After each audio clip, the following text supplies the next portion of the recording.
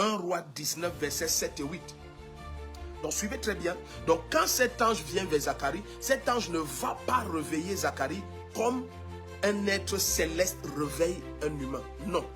Il le réveille comme un homme réveille son frère. Donc il lui laisse le choix de se réveiller. Le choix de se tenir debout lui revient. Donc ça te prouve déjà qu'il faudrait qu'il y ait de la part de Zacharie une très grande maturité de compréhension spirituelle pour que dès lors qu'il ait ce genre de mouvement autour de son corps, qu'il choisisse de se tenir debout. Suivez très bien là où nous partons. Et c'est ici que vient la puissance de l'éveil intérieur en ce qui concerne l'œuvre de l'esprit dans les songes et les visions. Je dis bien, c'est ici qu'intervient la puissance de l'éveil intérieur. Lorsque tu choisis d'être permanemment en éveil dans ton homme intérieur et rempli de force. Parce que les deux sont identiques.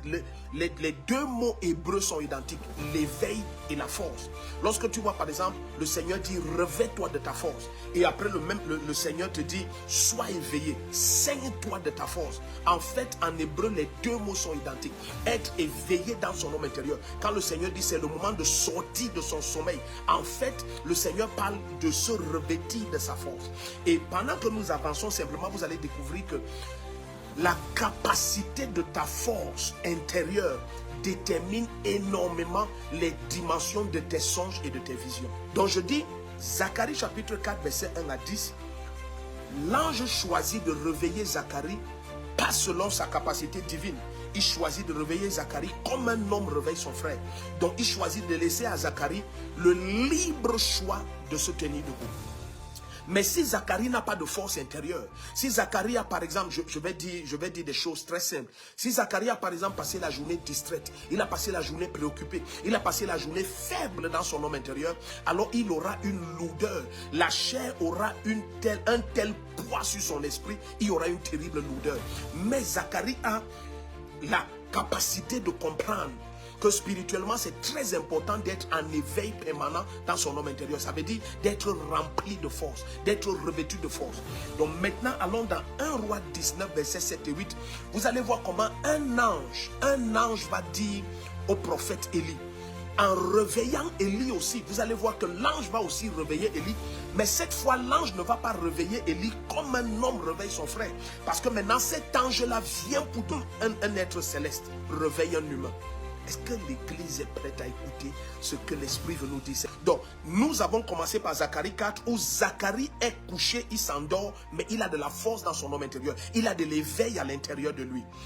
Vous savez, bien aimé, comment est-ce qu'on connaît que vous êtes spirituellement mature?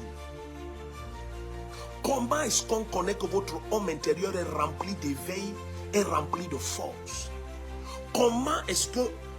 Parce que si par exemple l'on parle de maturité spirituelle, vous voyez, c'est facile pour moi de vous dire que, ok, à la maturité spirituelle, les fruits de l'esprit sont manifestes dans ta vie. Je suis d'accord, ça c'est très vrai. Mais dans le cadre de cet enseignement sur les songes et les visions et leur interprétation, je veux que tu comprennes qu'il y a une dimension de maturation qui est liée au niveau d'éveil et de force qu'il y a dans ton esprit. Je reprends. Il y a une dimension de maturation qui est uniquement liée au niveau d'éveil et de force spirituelle qu'il y a dans ton esprit.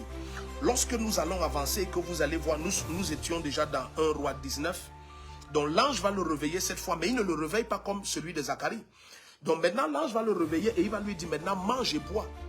Parce que autrement tu n'auras pas la force, tu n'aurais pas cette force qu'il faille avoir pour la mission qui est devant toi. Tu dois marcher sans t'arrêter pendant 40 jours et 40 nuits. Ça, c'est une activité spirituelle étrange. Et un repas capable de donner cette force, ce n'était pas un repas, comment dire, il ne mangeait pas dans l'esprit, dans un songe. C'était un repas physique, c'était du pain réellement. Et c'était de l'eau qui était posée là. Et il a vraiment mangé ce pain, il a bu cette eau, cette cruche d'eau. Et tout d'un coup, son homme intérieur a été rempli d'une force extrême. Donc, malgré que le puissant prophète Élie était le prophète que nous comprenons, l'ange est en train de lui dire, tu n'as toujours pas la force qu'il faille avoir pour le type de mission qu'il y a devant toi. Pardon, suivez-moi très bien. Donc ça veut dire qu'il y a une dimension d'opération spirituelle qui requiert une autre dimension de force.